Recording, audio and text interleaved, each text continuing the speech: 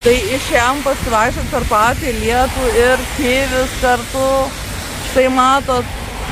O visi sveiki, užsukę į mano kanalą, šitą pamiršau. Esu Loreta iš Alytaus, kuriu vlogus. Virš 400 jau atrodo yra, ne? Taip, čia yra mano vyras, jis dažnai būna operatorius, bet šį kartą filmuoju aš pati ir mes po skėčiu ir aš dar su neperšlampamu viešpaltėliu. Vyrai truputį šalta, tai aš čia neužsiplėpėsiu ir eisim namo. Apsuksim ratą ir namo, nes vyras sušals trumpom rankojom, aš tai kaip matot apsirengus. O šiandien jau gražus oras, tada lijo, o dabar gražus. Kelias dienas niekur neėjom, dabar išėjom pasivaikščioti, turim grįžti gaminti valgyti, nes vakare atvažiuos duktė į svečius, pabus iki sekmadienio vakaro. Tai va, o čia padaryta jaunimo parke toksai žaisti stalo žaidimams turbūt, nes čia kažkada buvo šaški šachmatai. Ir toksai vat pastogu, kad nelytų net ir lietingą dieną, kad žmonės galėtų leisti gerai laiką jaunimo parke. Jaunimo parkas turbūt dėl užsiėmimų, užimtumo yra didžiausias Alytuje, nes yra centrinis didelis parkas, bet ten užsiėmimų mažiau, tik vaikams ir ten vienoj vietoj. Tai va, tai dabar mes čia jau sustojom pasėdėti ir pasifilmuoti tik tai dėl to, kad traukiam pro šalį, tai yra ėjom namo ir dabar susipakuojam savo mikrofonus ir einam namo. Tiesiog kokį laikau dėl to, kad jisai ten buvo nuėjęs ir kažką sučiaumojo. Nežinau, ar nenuodinga, tikiuosi nieko nuodingo, jei vems, tai nieko baisaus, bet jei nevems ir bus vangus, tai jau greitai pas gydytoją, nes kai vemia, kai išvemia nuodus, jei būna nuodai. Nes žinokit, yra piktų žmonių, kurie tiesiog tabletes ar žiūrknuodžius kažkuo su dešrom maišo ir šunys pasigrėbė suėda ir nugaišta šunys arba sunkiai susirga, kepenis sugadina ir yra tokių bjaurių žmonių, o kalti nepatenkinti būtent šeimininkais. Arba išvis šunimis, kad jie įsioja.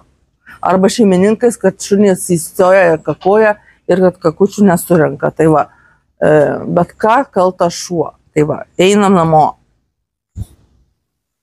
Liepos 15 diena ir šiandien išėjom į Panemunę pasivaikščioti štai su kiviu ir šitų taku iki Alytaus. Na štai irgi Alytus, bet labai gražus oras, nors buvo naktį lietus, tai po lietaus toks gaivus, tik tai yra uodų. O mes dabar einam jau pusę kelio nuėjom, liko pareiti namo,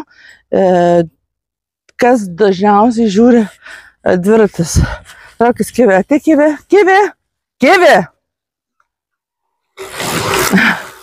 Kivis manęs neklausė, bet nesimaišė po dviračiu. Matot, kokia pikta būna ant kivio, tai kad aš bijau dėl jo. Tai va, mes dabar traukiam jau į link namų, liko išeiti į Kauno gatvę ir pareiti per parką namo. Bet mes dar nesam tikrai, mes eisim iki Juozapavičiaus tilto. Jeigu kas gyvenate Alytuje, tai žinote, kad dabar Juozapavičiaus tiltas yra uždarytas. Jį remontuoja. Tai dabar būtų įdomu pažiūrėti kaip ten, bet reikia eiti tada iki centro. Iš Panemunės atėjome iki Kauno gatvės. Kauno gatvė beveik visa remontuojama, kaip matot. Yra vienakryptis eismas. Arba tiksliau dvi kryptis, bet važiuoja tą pačią vieną vietą, kaip sakyt. Praleidžia vienas mašinas, paskui praleidžia į kitą pusę važiuojančias mašinas. Ir mes dabar pradeda lyti, mes norim parodyti buldozerius. Vis sako vyras kažkas įdomiau negu įprastai. Tai va, tvarkys gatvę. Turėtų būti platesnė, nes buvo labai neplati ir nesaugi gatvė. Ir taip pat turėtų būti šaligatviai. Ko taip seniai norėjom. Ir mums gyvenantiems Putinų, mes anksčiau gyvenom Putinų gatvėje, Lauko gatvė gyvenantiems labai Kauno gatve bus patogu nueiti į miesto centrą. Arčiausias maršrutas yra į miesto centrą yra Kauno gatvė ir mums bus patogu per parką ir Kauno gatvę. O dabar einam per centrą, tai žinot, kaip čia pasakius, užtrunkam kokį kilometrų daugiau. Dabar mes esam prie Mežupytės, taip pavadino Edmundas šitą upeliukštį, kadangi Turbūt supratėt, iš kokių žodžių jisai sudarytas. Miž upytė, nes labai mažytis. Iš tikrųjų labai gražiai čiurlena kaip pavasarį, bet dabar vasaros vidurys. Pavargom. Ilgai nevaikščiojom, tolimų maršrutų ir dabar dar tiksliai nežinau, ar labai daug nuėjom, bet namuose aš jums pasakysiu, kiek mes nuėjom. Ir dabar liko tik tai čia ką norėjau parodyti. Matot, vis dar tai yra grindinys, jeigu kas matė seniau vlogus, grindinys. O kadangi grindinys buvo pradėjęs irti, tai padarė tą nutekėjimo gravelį iš plytų. Ir tuo graveliu lipti į kalną lengviau negu akmenimis grindiniu. Tai ką, užlipom į šitą kalną, ne grindiniu, bet plytomis. Tada perinam jaunimo parką. Tada praeinam pro mokyklą, praeinam pro darželį ir didelė aikštelė. Per aikštelę, per kelią namo. Ir Kivio ten ištiks didžiausia laimė. Jis gaus tokį dalyką, kurį mes vadinam rusiškai, dėl to, kad jisai supranta lietuviškai. Tai sakom, vkusnąją palačką. Tai jei lietuviškai pasakysiu, jisai supras. Todėl sakom, vkusnąją palačką. Jūs daug jaunų, nežinau, nemokat rusų kalbos, bet tai reiškia, kad labai skanus pagaliukas. Skanusis pagaliukas. Neišgirdo dabar, tai galima eiti namo ir jis džiaugsis tada. Einam. Ką tik parėjom namo, atsigaliau pailsėti. Vyras stipresnis, jisai sėdi, o aš jau guliu. Ir nuėjome, kaip ir žadėjau sakyti, tai ir pasakysiu, 8 kilometrus. Taigi, pasirodo, mūsų ilgasis maršrutas 8 kilometrai būtų, jeigu būtume ėję visą Panemunės maršrutą. Bet dabar ėjome tik tai dalį maršruto. Bet vis tiek susidarė 8 kilometrai. Ir galvoju, taigi aš viena nevaikščiojau. Buvau išėjus taip Kivį, išvedžiau pasisiot, pakakot, bet nevaikščiau ir vis tiek išėjo 8. Nes tada dabar klausimas kyla toks keistas. Jeigu būtume pilną maršrutą, tai ar būtų buvę 9 arba 10, tai bent klausimas būti ar nebūti netoks svarbus. Šiandien yra 18. Šiandien 18? 17. Taip, šiandien 17 diena, Liepos, aišku. Tai va, mes rodom jums Viaduką, čia važiavo kažkada, dar tebe važiuoja, galbūt labai retai traukinys, krovininis, bet galbūt jau ir nevažiuoja, reikia pažiūrėti, ar žolėm neapžėlė, ir mes nelipsim. Bet aš dar prisimenu vaikystėje, kad važiuodavo. Ir mes jau čia einam į šitą pusę. Tai yra pramonės rajonas, kitas negu tas kitas Viadukas, nes čia tas pats Viadukas iš tikrųjų tik tai jo tęsinys kitur.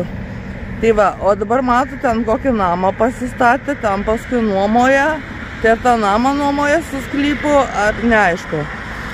Nu ir va, mes paeisim čia ir grįšim tuo pačiu turbūt keliu, kaip susivėlus, kaip ir atėjom, ir aš vaikštau ne viena. Jūs nematot, bet čia yra Edmundas, tai operatorius, kuris dabar nedirba, šio darbą dirbo ir dar niekaip neparodau dar vieno tokio kelio. Va, Kiviukas, kaip matėt. Nu ką, mes keliaujam toliau ir jūsų netrukdom. Tai yra jūs mums netrukdot. Sveiki, aš dabar sėdžiu stotelėje, plaukai išplauti be kondicionieriaus, nes važiuoju pas kirpėją ir man kažką dažys plaukus.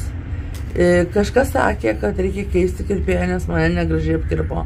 Iš tikrųjų pasakysiu taip. Jau man nusvilino mano plaukus ir dėl to šitą kirpėją gelbėjo. Nukirpo visus tuos nusvilusius, kur tiesiog ne kaip plaukai, bet jau kaip šuns povilnė. Aš turiu su ko palyginti, Kivis turi povilnę. Tai va, tai šitą išgelbėjau, nutrumpino, dabar auginsius.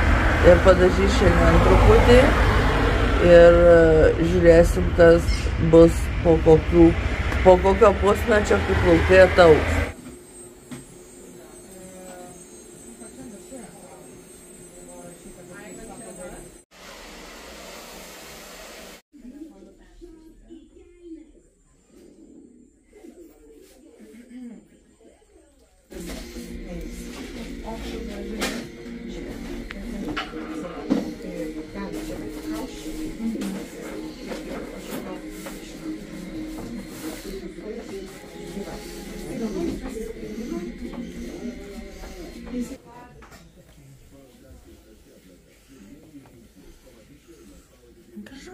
Grįžtu iš grožio salono, dar ir antakių susigalvojau pasidaryti.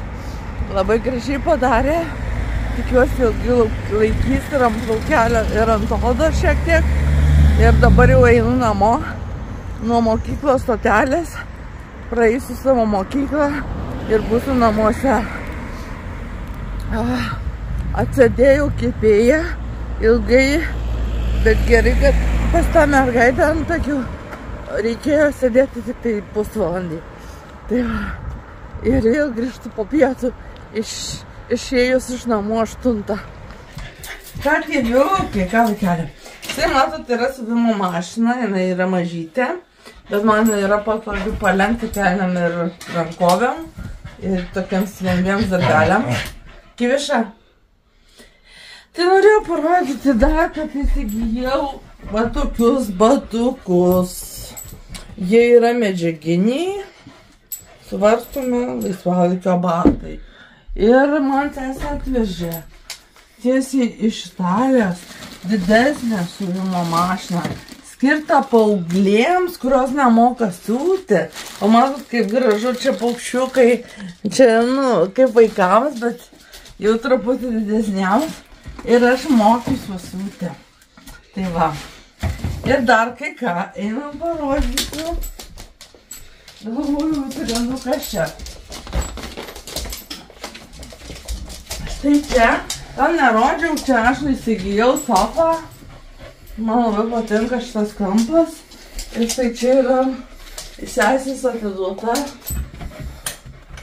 lempa. Ir man taip čia jauku, žinokit. Ir Kiviai čia jauku, ką tik jį reikia. Tai va, norėjau parodyti šiandien dar, kaip gaminu valgyti. Vyrui padariau pusryčiam. Taip, sumaliau bananą, obuolį, pridėjau čia sėklų, išmaišiau, įpyliau kefyro, dar kartą išmaišiau ir padėjau į šaldytuvą stinti. Pietums valgėm paprasčiausius kotletus su ryžiais ir pomidorų ir agurkų salotomis, o pusryčiams buvo toks patiekalas, kurį pamiršau, gražu. Grikių košė. Grikių košę viriau. Keista, gal jums atrodys, kad čia kažkokia košė. Kivi. Kad kažkokia košė virė. Kažkokių praščiokų maistas, bet ne, labai košė gerai. Jinai soti, duoda angliavandenių, bet gerųjų. Ir štai viskas susivalgė skaniai. Štai dar susidėjau į lentynėlę Fairy rankų muilą skystą. Tokį irgi nusipirkau, nesąmonę. O dabar čia viskas plaunama. Nes buvo, kaip sakiau, sesė, tai ir jos puodelių yra, kur gėrė kavą su vyru. Tai va dabar pas mus, žinau, kad netaisyklinga. Mūsų kavos aparatas, atsimenat jį? Aišku, atsimenat tie, kurie žiūri mano vlogus. Mūsų kavos aparatas sugedo ir bus po savaitės namie. Jau pasiilgom tai kaip iki negalėjimo, nes taip nepratę gerti kavos su tirščiais, nes netgi į kavinę nuėjęs tu negausi su tirščiais, nuėjęs pas baristą negausi su tirščiais. Žodžiu, visur dabar yra be tirščių, bet tik tai pas kai kurias draugės nuėjęs gausi su tirščiais. Tai va, žiūrėkit, aš baigiu įsiplauti indus. Čia biškai per daug Fairio pripyliau į buteliuką, tai prabėgo, tai labai sutaupiau kabutėse. Tai va, o dabar aš pastebėjau, kad vlogas eina į pabaigą ir man reikia su jumis atsisveikinti, o dar nebaigiau plauti indų. Todėl atsisveikinsiu pirmadienį prieš baigdama plauti indus. Taigi, jeigu patinka mano vlogas, spauskite patiktuką. Jeigu patiko Kiviuko vlogas, prenumeruokite kanalą, paremkite Kiviuką Contribui.com platformoje. Taip pat galite užeiti į Facebooko grupę vlogerė Loreta Mažonė. Ate!